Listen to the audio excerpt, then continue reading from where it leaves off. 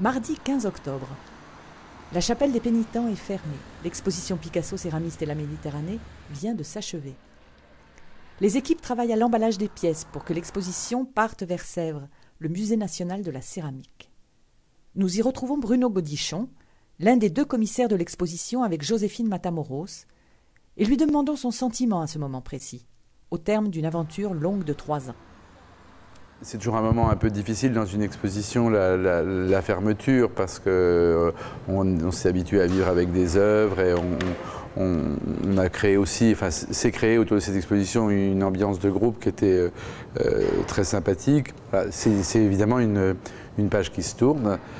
C'est aussi une page qui s'ouvre parce qu'on est quand même dans le projet de la réinstallation de l'exposition à Sèvres et ça rend la chose moins noire si l'on veut. Voilà.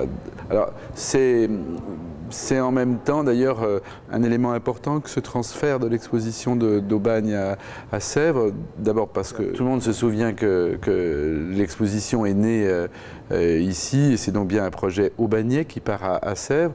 Ça veut dire que Aubagne a permis ce que personne n'avait réellement réussi à faire depuis la mort de Picasso, c'est-à-dire à faire rentrer l'œuvre en terre de Picasso dans le sein des saints de la mémoire de la céramique en France. Et c'est un élément évidemment important pour Aubagne, un élément très important pour Picasso.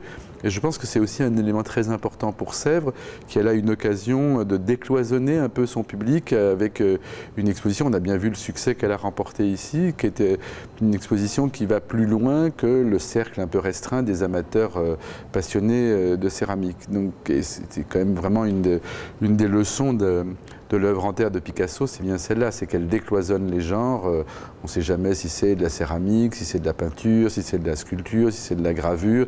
Voilà, et c'est donc ce regard très ouvert qui part à Sèvres grâce à Aubagne. Après, évidemment, c'est aussi la fierté d'avoir participé à un projet hors norme, qui est un projet de territoire. Donc moi, je suis arrivé un peu tard dans le projet, appelé par Joséphine Matamoros, qui était à l'initiative du concept de l'exposition. Mais à chaque étape, tous les gens que j'ai rencontrés à l'agglo, à la ville, ont toujours montré qu'ils considéraient qu'ils étaient des acteurs dans ce projet, que c'était une sorte de chance magnifique de faire venir Picasso à Aubagne dans le cadre de Marseille. Et effectivement, c'est ce qui s'est passé à la fois, donc cet investissement qu'on a ressenti, y compris dans les minutes qu'on suivit la fermeture de l'exposition dimanche soir. On voyait bien qu'il y avait une difficulté pour tout ce groupe à se séparer. Je vois les animateurs, par exemple, qui étaient dehors, qui avaient fait des chansons pour raconter ces 6 mois. C'est très long. Moi, je n'ai jamais organisé une exposition qui durait aussi longtemps. La moyenne des expositions, c'est quand même beaucoup plus dans les 3 mois que dans les 6 mois. Et donc voilà, c'est cette idée de la fierté partagée par le groupe qui a fait vivre au quotidien l'exposition.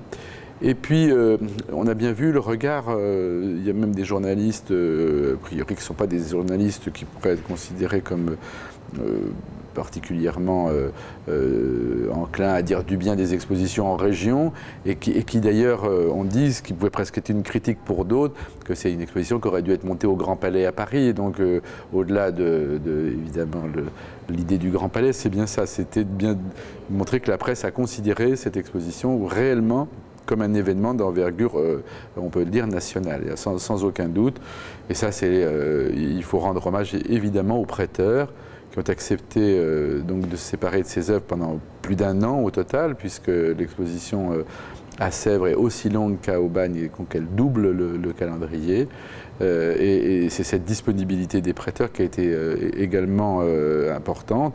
Et certains sont revenus plusieurs fois voir l'exposition, très fiers d'y avoir participé. Je pense à une particulièrement qu'on a revue là au moment du démontage. Voilà, je dirais que c'est vraiment que du bonheur. Voilà, tout s'est très bien passé. Les demandes de prêt ont été bien reçues, à la fois des propriétaires privés et puis dans un lieu qui était quand même un lieu atypique, qui n'avait pas le label musée, obtenir du Louvre un prêt aussi important, pouvoir rapprocher cette pièce de Picasso de sa source chypriote archéologique était vraiment une chance immense, l'occasion de faire des publications qui vont rester. Voilà, je pense qu'on n'a qu'une envie, Joséphine et moi, c'est de trouver un deuxième Picasso pour refaire une autre exposition ici et continuer à travailler avec toute l'équipe d'Aubagne.